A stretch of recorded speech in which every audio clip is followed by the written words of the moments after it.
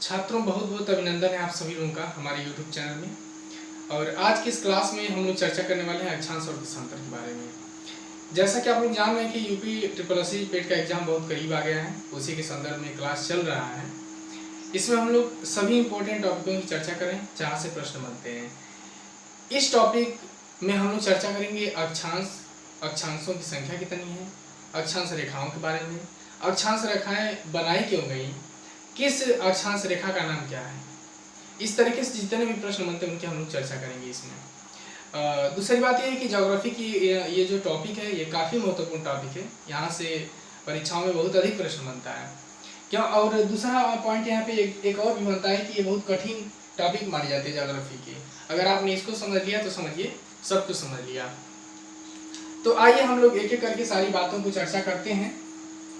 यहाँ मैं ग्लोब को बना दिया हूँ और इसमें सभी कर्क रेखाओं को, विषुवत रेखाओं को, मकर रेखाओं को, इन सभी रेखाओं की हमने ऑलरेडी चर्चा भी कर रखी है। अब यहाँ पे बात ये होती है कि आखिर इनको बनाया कैसे गया, इनकी जरूरत हमको क्यों पड़ी, इन सारी बातों को हमको जानना है थोड़ा सा। तो आप लोग ध्यान दीजिए। सबसे पहले तो हम लोग चर्चा ये कर लेते हैं कि आखिर क्यों हमको अक्षांशों की जरूरत पड़ी। तो अक्षांशों की जरूरत या अक्षांश रेखाओं की मैं बात करूँ कि अक्षांश रेखाओं की हमको जरूरत क्यों पड़ी, तो इन अक्षांश रेखाओं की हमको जरूरत इसलिए पड़ी, किसी भी स्थान की यथा स्थिति को जानने के लिए हमको अक्षांशों की और देशांतरों की जरूरत पड़ी।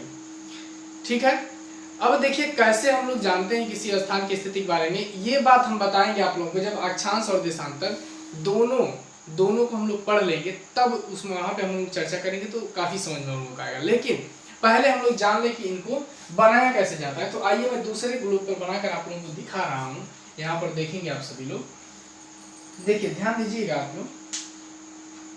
देखिए सबसे पहले एक दूसरे ग्लोब पे हम सभी लोग देखेंगे कि इनको कैसे बनाया गया। देखो ये ग्लोब है और ये विषुवत रेखा है जो पृथ्वी के केंद्र से होकर के गुजरती है। हम लोग मान लेते हैं कि विषुवत रेखा जो है ये पृथ्वी के केंद्र से होकर गुजरती है और यह पृथ्वी को दो बराबर हिस्सों में क्या करती है, बांट देती है। विषुवत रेखा से शेष उत्तर का यह आधा भाग जो है इसे हम लोग उत्तरी गोलार्ध कहते हैं, और ये नीचे का जो आधा भाग है दक्षिणी गोलार्ध इसको हम लोग कहते हैं। यानी कि दक्षिण का जो भाग है उसे दक्षिणी गोलार्ध और उत्तर का जो भाग है उसे हम लोग क्या कहते हैं, उत्तरी गोलार्ध कहते हैं। परिभाषा यहाँ पे अक्षांश की ये होती है कि विषुवत वृत्त के केंद्र से मापी गई कोणीय दूरी को हम लोग अक्षांश कहते हैं। यानी कि विषुवत वृत्त के केंद्र से जो मापी गई कोणीय दूरी होती है उसे हम क्या कहते हैं, अक्षांश कहते हैं। तो हम लोग इस 0 डिग्री के केंद्र से 1 डिग्री कोण का हमने चाप लगाया, 1 डिग्री, और ऐसे ही 1 डिग्री कोण का चाप हमने इधर भी लगा लिया। फिर यहाँ पर हमने 2 डिग्री कोण का चाप लगाया और फिर यहाँ भी हमने 2 डिग्री कोण का चाप लगाया। बस यहाँ समझिए आप लोग, यही काम इधर भी हम लोग करेंगे। 1 डिग्री का चाप यहाँ पे लगा लिया, 1 डिग्री कोण का चाप यहाँ पे लगा लिया, यहाँ पे 2 डिग्री कोण का चाप, यहाँ पे 2 डिग्री कोण का चाप। ऐसे ही करते करते 90 तक इधर लगाएंगे हम लोग चाप, और इसी तरह से 90 इधर भी हम लोग चाप लगाएंगे। अब देखिए ये जो हमने 2 डिग्री इधर 2 डिग्री इधर हमने चाप लगाए हैं, ये दोनों अक्षांशों का निर्माण हो गया। ठीक है, हमने 2 डिग्री करके एक अक्षांश हमने बनाई। अब इनको हम लोग एक रेखा के माध्यम से ऐसे हम लोग जोड़ देंगे, और इधर भी 1 डिग्री को भी हम लोग रेखा के माध्यम से इसको जोड़ देंगे। अब आप लोग ध्यान दीजिए, मैं बीच वाले को मिटा दूंगा इस लाइन को, तब देखिए यहाँ पर अक्षांश का निर्माण हो गया। आप लोग देखेंगे यहाँ पे अक्षांश का निर्माण हो गया। यानी कि ये जो 1 डिग्री अक्षांश है इसका निर्माण हो गया, ये जो 2 डिग्री अक्षांश है इसका निर्माण हो गया। अब परिभाषा कहेंगे अगर अक्षांश के बारे में, तो विषुवत वृत्त के केंद्र से मापी गई कोणीय दूरी जो है इसे हम लोग अक्षांश कहते हैं। जैसे हम लोग 1-1 डिग्री कोण का चाप लगा लिए तो 1-1 डिग्री अक्षांश का निर्माण हम लोग किए। जब इनको दोनों अक्षांशों को हमने एक रेखा के माध्यम से मिला दिया तो जो रेखा बनी उस रेखा को हम लोग क्या कहेंगे, अक्षांश रेखा कहते हैं। अब देखिए इसी तरह से हम लोग 1-1 की संख्या में 90 इधर और 90 इधर की संख्या में हम लोग बना लेते हैं। सेम काम होता है एकदम, ठीक है। लेकिन 0 के बाद 1 2 3 4 5 करके 90 बनाएंगे आप, फिर 0 के बाद 1 2 3 4 5 करके 90 बनाएंगे आप लोग। सभी अक्षांश रेखाएं जो हैं ये पश्चिम से पूर्व दिशा में खींची गई हैं, पश्चिम से पूर्व दिशा में सभी अक्षांश रेखाएं खींची गई हैं। ठीक है, अब एक प्रश्न बनता है कि अक्षांश रेखाएं क्यों पश्चिम से पूर्व दिशा में खींची गई हैं। तो हमारी पृथ्वी जो है ये पश्चिम से पूर्व दिशा में सूर्य का चक्कर करती है, इसी कारण सभी अक्षांश जो होती हैं वो पश्चिम से पूर्व दिशा में खींची गई हैं। एक चीज और हम लोग देख लेंगे यहाँ पर कि कैसे किसी स्थान के बारे में हम लोग को जानकारी मिलती है। तो आइए हम लोग देखते हैं एक बार पुनः। जैसे ये ग्लोब है, देखिए जितनी भी क्षैतिज रेखाएं खींची गई हैं वो सभी अक्षांश रेखाएं हैं। मान लेता हूं मैं 1 डिग्री, 2 डिग्री, ऐसे ही करके 3 डिग्री, और ऐसे ही इधर पे 1 डिग्री, 2 डिग्री और 3 डिग्री, ये अक्षांश खींची गई है ऐसे करके 90 की संख्या में है। और यहाँ से दोनों ध्रुवों को मिलाने वाली जो काल्पनिक रेखा, इसे हम लोग क्या कहते हैं? इसे हम सभी लोग देशांतर रेखाएं कहते हैं। क्या कहते हैं इन्हें? इन्हीं हम लोग देशांतर रेखाएं कहते हैं। यानी कि ये दोनों ध्रुवों को मिलाने वाली जो रेखाएं हैं ये क्या है? ये देशांतर रेखाएं हैं। आप लोग यहाँ पर एक बात को ध्यान से सुनिए, ये सभी देशांतर रेखाएं 1-1 डिग्री के अंतराल पर इनको भी खींचा गया है। 1 degree, 2 degree, 3 degree, 1 degree, 2 degree, 3 degree, ऐसे करके खींचा गया है। मान लेता हूं, देखिए ये जो 0 डिग्री है आपका, इससे पूरब में जो गोलार्ध है उसे हम लोग पूर्वी गोलार्ध कहेंगे, और ये 0 डिग्री के पश्चिम में जो गोलार्ध है उसे हम लोग पश्चिमी गोलार्ध कहेंगे। यानी कि ये 0 डिग्री, यानी कि जो ये 0 डिग्री देशांतर है, इससे शेष ये आधा भाग पूर्वी गोलार्ध में बढ़ जाता है और इधर का आधा भाग पश्चिमी गोलार्ध में बढ़ जाता है। अब देखिए ये देशांतर रेखाएं जहां पर एक दूसरे को काटती हैं वहीं पर वो स्थान होता है। जैसे मैंने मान लिया, देखिए हम लोग तो जानते हैं 0 डिग्री के ऊपर का जो आधा भाग होता है ये उत्तरी गोलार्ध होता है, नीचे का भाग दक्षिणी गोलार्ध। यानी कि हमने मान लिया कि 1 डिग्री अक्षांश, उत्तरी अक्षांश पर कोई स्थान है, या 1 डिग्री उत्तरी अक्षांश, 1 degree north and 1 degree east में कोई स्थान है, तो अब ग्लोब पे कहाँ पे होगा? यह स्थिति है किसी का। तो हम लोग देखेंगे 1 डिग्री नॉर्थ कहाँ पर है? अक्षांश 1 डिग्री अक्षांश ये पूरा यहाँ से यहाँ तक है, यानी कि कहीं भी ये स्थान हो सकता है। वाराणसी मान लीजिए है, वाराणसी नाम लिख लेता हूँ। और 1 डिग्री, अब देखिए 1 डिग्री अक्षांश को हमने देखा ये यहाँ तक है, लेकिन ये नहीं क्लियर हुआ है कहाँ पर है वो। अब हम लोग देशांतर की ओर बढ़ेंगे। 1 डिग्री देशांतर की हम लोग बात करेंगे, तो 1 डिग्री देशांतर ये वाली है, यानी कि 1 डिग्री अक्षांश और 1 डिग्री देशांतर ये दोनों जहां पर एक दूसरे को काटेंगी वहीं पर वो स्थान होगा। देखिए ये दोनों एक दूसरे को यहाँ पर काट रही हैं, यानी कि स्थान कहाँ पर है? यहाँ पर है। ठीक है, इस तरीके से जो है हम लोग अक्षांश और देशांतरों से जो है किसी भी स्थान या स्थिति के बारे में जानकारी प्राप्त करते हैं। इसके बारे में और भी बेहतर ढंग से समझ में आएगा जब ये टॉपिक लास्ट में चलेगी, जब दोनों को हम लोग पढ़ लेंगे तब। आइए हम लोग दूसरी बात देखते हैं। यहाँ पे इसको मैं मिटा दे रहा हूँ, ठीक है? समझते चले आप सभी लोग ध्यान से, तभी ये समझ में आएगा, नहीं तो नहीं आएगा। दूसरी बात हम लोग देखेंगे, कुछ पॉइंट्स आप लोग नोट भी करें। अक्षांश की अगर परिभाषा को मैं कहूँ तो ये अक्षांश होती है विषुवत वृत्त। यहाँ पे आप सभी लोग नोट करिएगा, विषुवत वृत्त, विषुवत वृत्त या विषुवत रेखा के केंद्र से मापी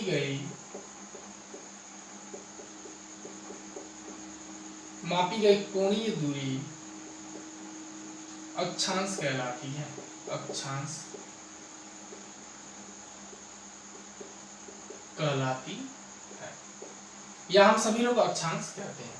यानी कि विषुवत वृत्त के केंद्र से मापी गई जो कोणीय दूरी होती है उसे हम लोग क्या करते हैं? अक्षांश कहते हैं। इसे आप सभी लोग नोट करिए। दूसरा यहाँ पे पॉइंट बनता है कि दोनों अक्षांशों को मिलाने वाली रेखा को, यहाँ पे नोट करेंगे, दोनों अक्षांशों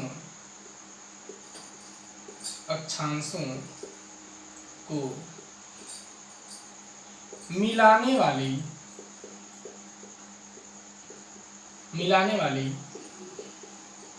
रेखा को अक्षांश रेखा कहते हैं।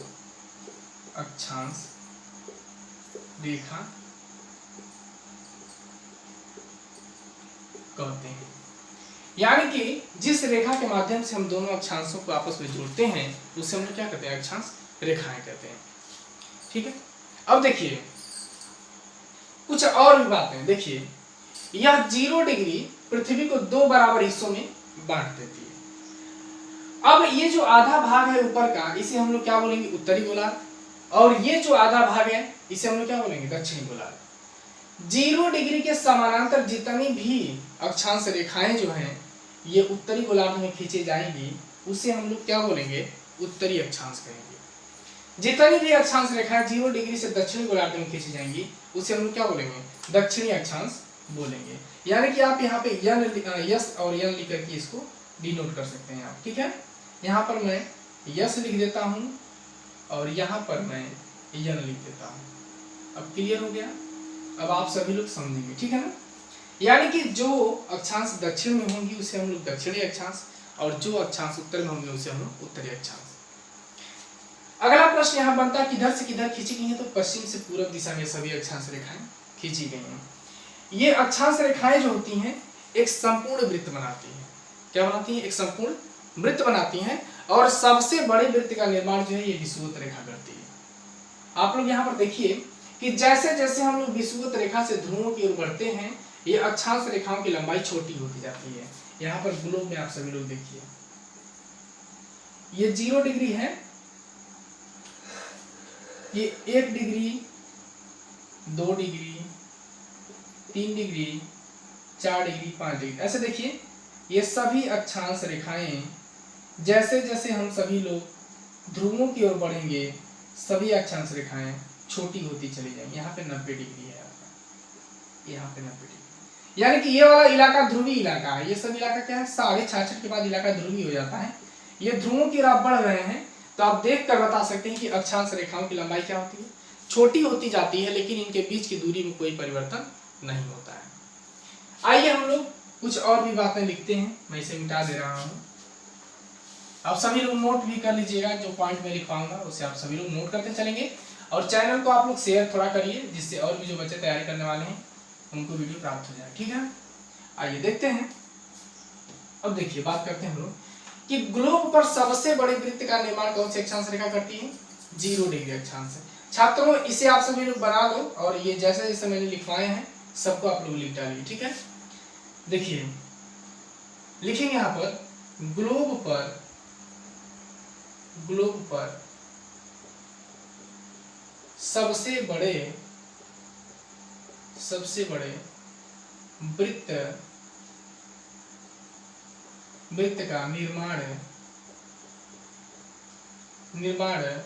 0 डिग्री अक्षांश करती है। यानी कि 0 डिग्री आप बोले या विषुवत रेखा बोले, कुछ भी आप बोल सकते हैं, भूमध्य रेखा बोल सकते हैं इसको। ये ग्लोब पर सबसे बड़े वृत्त का निर्माण करती है। बाकी सभी अक्षांशें जो होती हैं वो भी वृत्त का निर्माण करती हैं, लेकिन सबसे बड़े वृत्त का निर्माण 0 डिग्री अक्षांश करती है। अब देखिए ये 90 डिग्री और ये 90 डिग्री, यानी कि 90 डिग्री उत्तरी अक्षांश और 90 डिग्री दक्षिणी अक्षांश, ये दोनों वृत्त नहीं बनाती हैं, ठीक है। बाकी सभी अक्षांश रेखाएं वृत्त बनाती हैं, लेकिन 90 डिग्री जो होती है ये केवल एक बिंदु के समान होती हैं, ये वृत्त नहीं बनाती हैं। अब यहाँ पे प्रश्न करता है कि ग्लोब पर अक्षांशों की संख्या, यहाँ नोट करिएगा, ग्लोब पर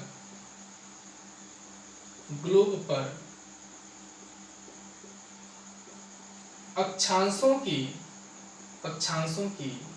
संख्या, यानी कि ग्लोब पर अक्षांशों की संख्या की अगर बात करें और अक्षांश रेखाओं की संख्या, दोनों पॉइंट यहाँ पे मैं नोट कर रहा हूं, ठीक है ना। अक्षांश रेखाओं की संख्या, दोनों पॉइंट रेखाओं की संख्या।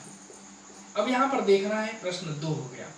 देखिए जब अक्षांशों को पूछेगा तो आपने कितना चाप लगाया, यानी कि 0 डिग्री से 90 दक्षिणी गोलार्ध में और 90 उत्तरी गोलार्ध में, 90 चाप आपने लगाया तो अक्षांशों का निर्माण किया। तो अक्षांशों की संख्या पूछेगा तो आप 180 लिखेंगे। क्या लिखेंगे, 180 लिखेंगे।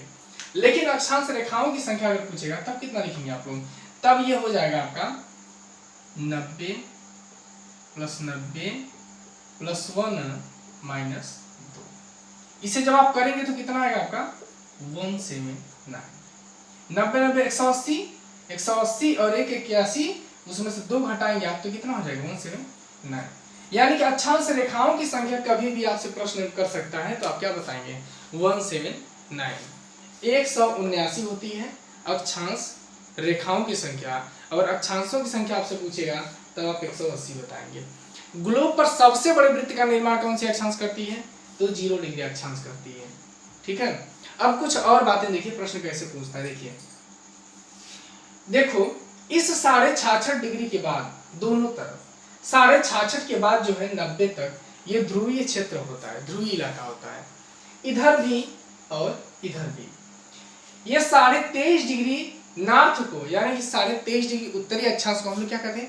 कर्क रेखा कहते हैं। और 23.5 डिग्री दक्षिणी अक्षांश को हम लोग क्या कहते हैं? मकर रेखा कहते हैं। 66.5 डिग्री दक्षिणी अक्षांश को हम अंटार्कटिक वृत्त कहते हैं। 66.5 डिग्री उत्तरी अक्षांश को हम लोग आर्कटिक वृत्त कहते हैं।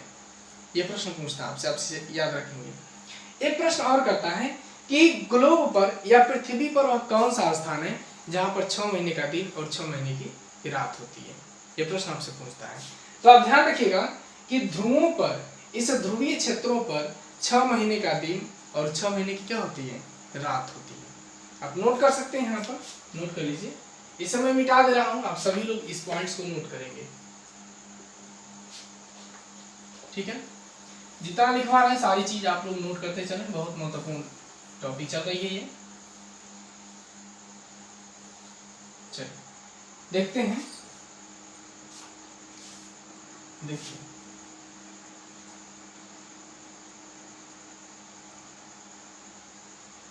पृथ्वी पर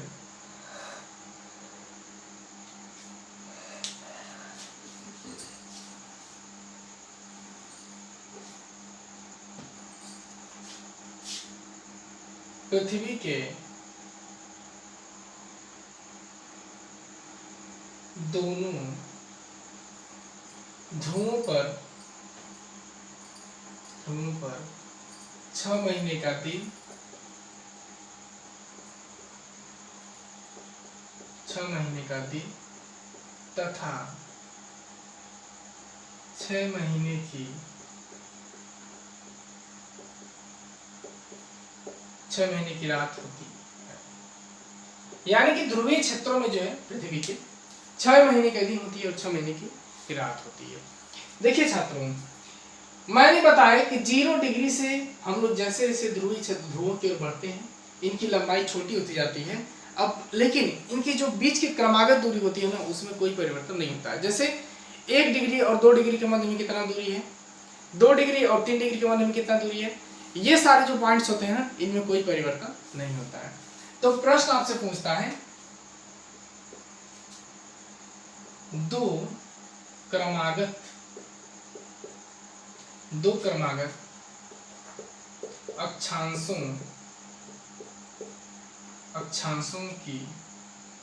क्रमागत अक्षांशों के बीच की दूरी, यानी कि 2 क्रमागत अक्षांशों के बीच की दूरी पूछ रहा है आपसे। तो 2 क्रमागत अक्षांशों के बीच की दूरी जो होती है वो 111 किलोमीटर होती है। कितना होती है? 111 किलोमीटर होती है। इसे आप लोग नोट करिए, बहुत महत्वपूर्ण है कि 2 क्रमागत अक्षांशों के बीच की दूरी 111 किलोमीटर होती है। ठीक है, देखिए इसके बाद हम लोग जो चर्चा करेंगे, हम लोग देशांतर रेखाओं की चर्चा करेंगे। आप लोग एक चीज और जानिए कि जो क्षैतिज रेखाएं ग्लोब पर खींची गई हैं उन रेखाओं को हम लोग अक्षांश रेखाएं कहते हैं, और जो ऊर्ध्वाधर रेखाएं खड़ी लाइनें खींची गई हैं उन्हें हम लोग क्या कहते हैं? उन्हें हम लोग देशांतर रेखाएं कहते हैं। सभी देशांतर रेखाएं जो होती हैं वो अक्षांश रेखाओं को लंबवत काटती हैं। ठीक है, आप इसे नोट करेंगे, इन सारे पॉइंट्स को नोट करें, फिर आगे समझाते हैं आप लोगों को।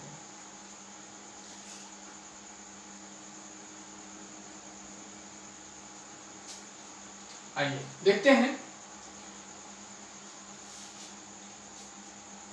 इसे मिटा दे रहा हूं।